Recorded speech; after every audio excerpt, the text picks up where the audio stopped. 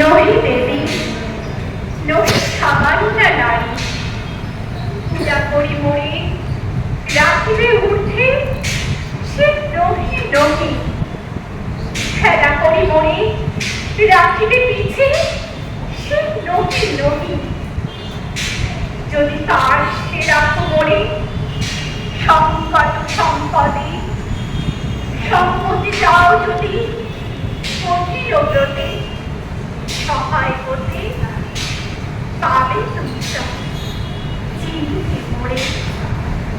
সময়ের সঙ্গে সঙ্গে পুরাণ মহাকাব্য ইতিহাসের নানান চরিত্র বিভিন্ন সময় প্রশ্ন তুলেছে তাদের নিজেদের ওপর হওয়া অসম্মানের অবিচারের বিরুদ্ধে। তাদের অভিমান যন্ত্রণা মূর্ত হয়ে উঠেছে বিভিন্ন কবির লেখনীতে। তাই আমাদের আজকে এই কবিতা আরম্ভ। তোরা সব জয়ধ্বনি কর, তোরা সব জয়ধ্বনি কর, ওই নূতনের কীর্তনে কাল বসে কি ঝড়। তোরা সব জয়ধ্বনি কর, তোরা সব জয়ধ্বনি কর। আসছে এবার অনাগত প্রলয় নেশায় নৃত্য পাবন, সিন্ধু পারে সিংহদানে ধমক ভেঙে ভাঙলো আগুন।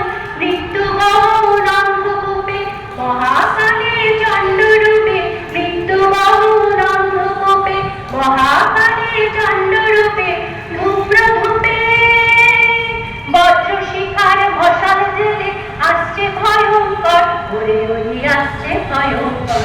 তোরা সব জয়ধ্বনি কর, তোরা সব জয়ধ্বনি কর। নাদস্রোগীর বন্ধি যারা ভয়াল তাহার নয়ন কটায়, দিগন্তরের কাদল লুটায় পিঙ্গল তার প্রস্থ জটায়। নাদস্রোগীর বন্ধি যারা ভয়াল তাহার নয়ন কটায়, দিগন্তরের কাদল লুটায় পিঙ্গল তার প্রস্থ জটায়।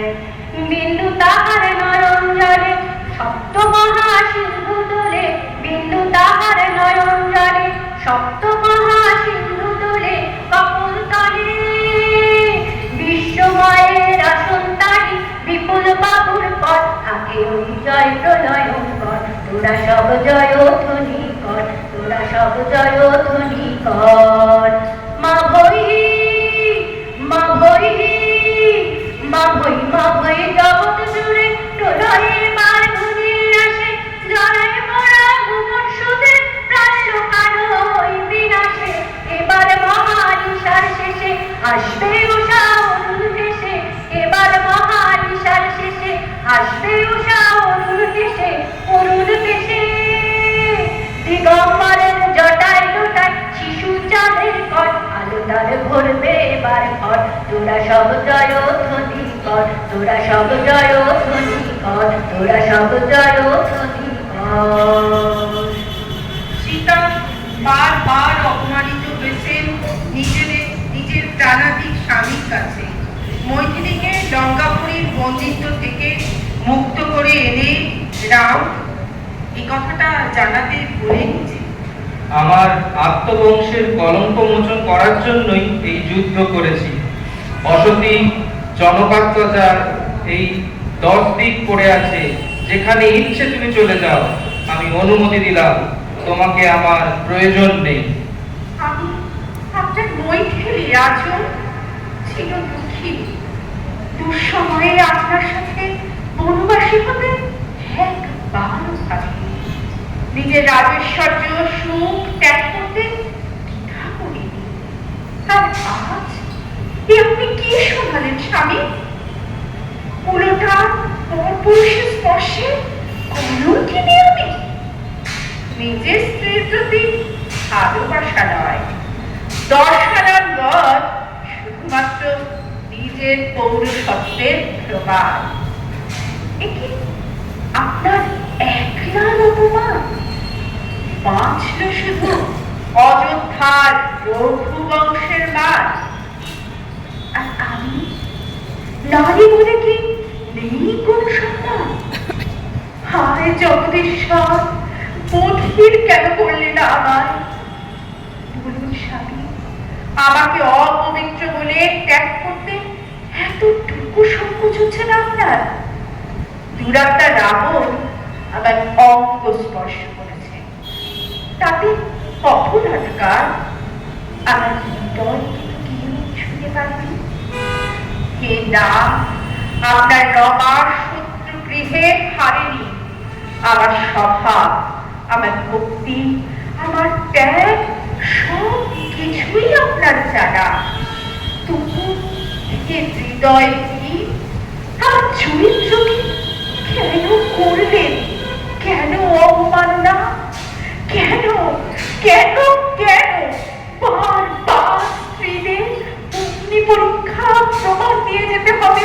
নিজেদের সতীত্ব সহ্য করতে হবে লাঞ্ছনা? ধরাপুত্রী প্রশ্ন রাখছে আজ, উত্তর দিক এই সমাজ। মহাভারতের সবচেয়ে গুরুত্বপূর্ণ চরিত্র কৃষ্ণের জীবনেও নারীর অভাব হয়নি, কিন্তু মথুরা নগরপতির কি কোনো দিনই প্রথম প্রেমের কথা, রাধার কথা মনে পড়েনি? বেহুলা লক্ষিন্দরের অমর ভালোবাসার গল্প বাংলার মানুষের মুখে মুখে ফিরে। বেহুলার নাম সতীত্বের জয়গানে আজও মুখরিত হয়। মৃত স্বামীকে জমির দুয়ার থেকে ফিরিয়ে এনেছিলেন তিনি, কিন্তু কখনো কি ভেবে দেখেছেন যদি সেদিন লক্ষিন্দরের বদলে কালনাগিনীর দংশনে বেহুলার মৃত্যু হতো, তাহলে কাহিনী কোন দিকে মোড় নিত? আমার বিছানায় মাঝরাত্রিরের ঢেউ লাগলে আমি বেহুলাকে ডাকি, ও বেহুলা, তোমাকে বলবার কিছু কথা আছে, শোনো। লোহার বাসর ঘর থেকে সাপে কাটা লক্ষিন্দরকে নিয়ে তুমি গেলে জলে ভাসিয়ে দিলে, তাই তো বিধান। তুমি কলার ভেলায় তাকে শোয়ালে ঠিকই, কিন্তু একলা ভেসে যেতে দিলে না, তুমিও ভাসলে তার সঙ্গে। সেটা আশ্চর্যের নয়, তুমি যে ভীষণ ভালোবাসতে তাকে, এবং তোমার ভালোবাসার তেজ ছিল দুর্দান্ত। তুমি সমস্ত বিঘ্ন বিপদ তুচ্ছ করে সমুদ্র পাড়ি দিয়ে হাজির হলে দেবতাদের আড্ডায়। সেখানে তাদের সবাইকে নাজেহাল বেসামাল করে লক্ষিন্দরকে বাঁচিয়ে ফিরিয়ে আনতে বাড়িতে ধন্য ধন্য পড়ে গেল সারা দেশে। এই পুণ্যভূমির আকাশে বাতাসে স্লোগানের মতো ধ্বনি উঠল, এই তো প্রতিভক্তি, একেই বলে সতী সাধ্যি। ও কবিতা, এখন বলো তো আমায়, লোহার বাসর ঘরে অন্ধকারে সাপটা যদি ভুল করে লক্ষিন্দরের বদলে তোমাকে ছবল দিত, তাহলে কি হতো? বেহুলা মুখ নিচু করে চুপ, কিছুই বলে না। তাহলে শোনো কি ঘটতো আমি বলে দিই। লক্ষিন্দর যত্ন করে তোমাকে বয়ে নিয়ে যেত, যত্ন করে কলার ভেলায় তোমাকে শুইয়ে ভাসিয়ে দিত ভেলা। সে নিজে কিন্তু থাকতো ডাঙায় এবং ভাঙা হৃৎপিণ্ড নিয়ে শোকাচ্ছন্ন ফিরে আসতো বাড়িতে। তোমার বিরহে সে দিন রাত ঠিক ঠিক আগুনে পুড়তো, দাঁতে দাঁত চেপে কোনো রকমে সংসারে টিকে থাকতো। কিন্তু মাস দুই বাদে তোমার বিরহ এমন অসহ্য হয়ে উঠল লক্ষিন্দরের কাছে যে আরেকটি মেয়েকে তার বিয়ে করতেই হলো। অবশ্য তোমার মতো অপরূপ সুন্দরী সে নয়, কিন্তু তাতে কি আর এমন অসুবিধে?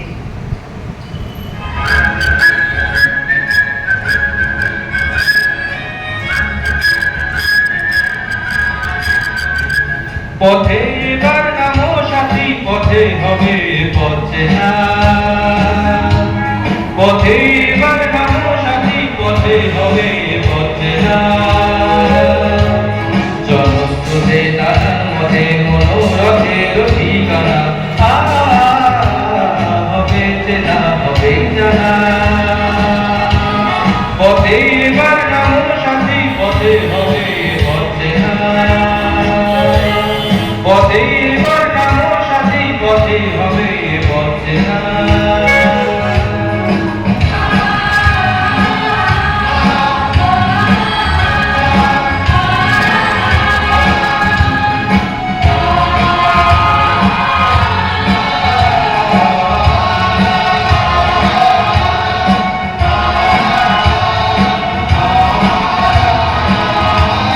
অনেক দিন গেল বিধাই সংসারে, এসো এবার বিধার কথা পারবে। অনেক দিন গেল বিধাই সংসারে, এসো এবার বিধার কথা পারবে। তোমার আমার সবার সকল মিলায় প্রাণের মোহনায় কিসের মানা, হবে চেনা হবে জানা। পথে এবার নামো সাথী, পথে হবে পথে না। পথে এবার নামো সাথী, পথে হবে পথে না।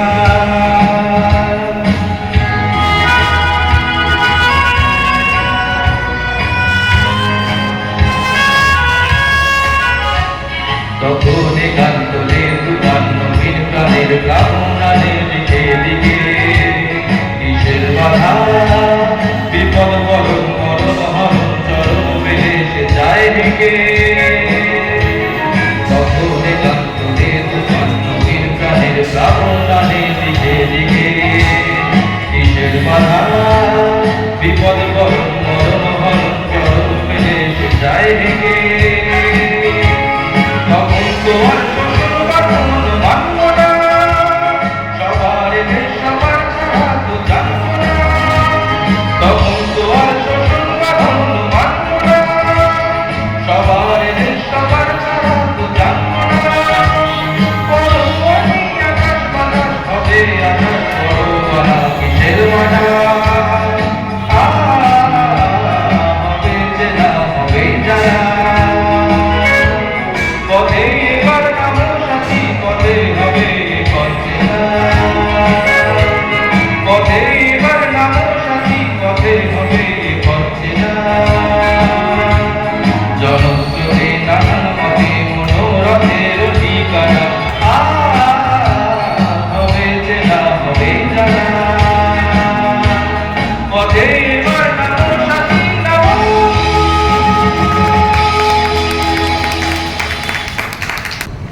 এসব তো গেল পুরাকালের কথা, এবার বরং একটু কলিকালের দিকে চোখ ফেরাই। বদলেছে কি মেয়েদের অবস্থান, পেয়েছে কি তারা এই সম্মান, নাকি আজও সেই নিবিড়েই আলোর খোঁজে হাতড়ে বেড়াচ্ছে? হুজুর ঠাকুমার পোশাকে নামতে জ্যোতির্ময়ী নির্বাচনের দিন ছাড়া কেউ জানত না। সাদা ধান, সাদা শিথিল, নগ্ন হাতে শ্বেত অন্ধকার, আদিগন্ত সাদা কুয়াশা ভেজা জীবন। তবু পুটু ঠাকুমা রং ভালোবাসত। রঙের টানাভরণ দেখে নিশ্চিন্তে বলে দিত, বোধহয় বর্ষা এসে গেল। পলাশের প্রথম কুড়ির ফোঁটা আগেই জানিয়ে দিত, ফাগুন আসছে, পিচকিরিতে রং ছড়িয়ে। এমনই মনোরম এক জোড়া চোখ ঠাকুমার।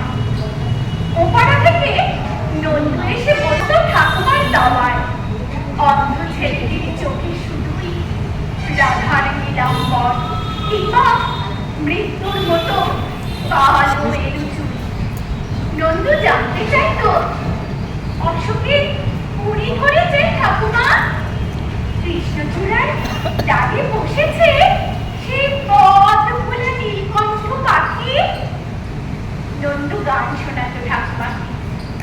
আছে সে নয়ন তারা, আছে সে নয়ন তারা, আলোক ধারা তাই না হারা। ঠাকুমা হাসত চোখের জলে। আলোক ধারা যে চোখেও দেখলি না বা, দেখলি না কালো মেঘের কোলে সাদা বক ভেসে গেল। তুই খুঁজে পান না যামিনী রায়। নন্দু জেদ করত, এবার তোলে কিন্তু একটা পিচকিরি দিয়ে দিতে হবে। সে না হয় দিলাম, রং দিবি কাকে? তোমাকে রঙে রঙে ভেসিয়ে দেবো তোমাকে। তোরে পিচকিরি দিয়ে ঠাকুমা চোখ দুটো দান করে এলো, যেন তার মরণের পর এই চোখে রং দেখে নন্দু। যায়েরা বলে, ওর চোখে বড় জন্মে যে কানা হয়ে জন্মাবে রে। ঠাকুমার হাসিতে ছিলি রং বাক্সর পৃথিবী। তারপর অনেকগুলো দিনের পর নন্দু পুটু ঠাকুমার চোখে আকাশ জুড়ে রামধনু খেলা দেখে।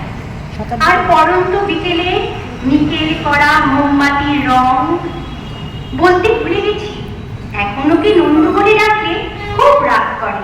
নন্দু? নন্দু কেন? জানো না আমার নাম কি? জ্যোতির্ময়। একসময় মনে করা হতো নারীরা নিজেদের হেনস্থার কথা প্রকাশ্যে বলতে লজ্জা পায়, নিজেদের অধিকারের কথা তারা বলেন না। কিন্তু সময় বদলেছে, মেয়েরা নিজেদের কথা নিজেরাই বলতে শুরু করেছে। আর সেই সাথে অধিকারের লড়াইটাও তীব্রতর হচ্ছে। অর্জুন গাছ একা ছিল ওই মাঠে, আর্য পুরুষ আভিজাত্যে দগ্ধ নত চালু হলো সব গাছ তার কাছে।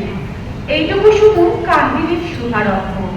কোথা থেকে এলো কৃষ্ণচূড়ার বীজ? যুবতী হলো সে কয়েক বছর পরে। সাঁওতালি মেয়ে, খোপায় তীব্রলাল। অর্জুন তাকে চাইল আপন করে। নত জানু হবে এমন বেশি নয়। বসন্তে সে তো নিজে একাই নিজেই সাজে। আর্য পুরুষের আসক্তি নেই তার, ব্যস্ত আছে সে ফুল ফোটানোর কাজে। খোপা থেকে খসে গত রাত্রির ফুল, ছিড়ছিড়ে পাতা পোশাক ধরেছে তার। অর্জুন সে যে আর্য পুরুষ, ভাবে সব সুন্দরে একা তার অধিকার। অর্জুন গাছ চেয়ে দেখে দূর থেকে, কৃষ্ণচূড়ার হৃদয় ঝরেছে রোজ। রূপ দেখে তার ঢালায় দুখানি চোখ, ভাবে কবে পাবে ওই হৃদয়ের খোঁজ। কাহিনী এবার শেষ করি তাড়াতাড়ি। কৃষ্ণচূড়ার জেদখানি বড় বেশি, অভিমান সেও বিকাবে না কারো কাছে। বরঞ্চ হবে বন্ধু বা প্রতিবেশী, যদিও কাহিনী এমন সহজ নয়। অসম্মান কেউ বোঝে, তাই হয়তো আজকের নারী নিজের অধিকারের লড়াই নিজেই বুঝে নিতে পারে। তবে অন্য গল্প।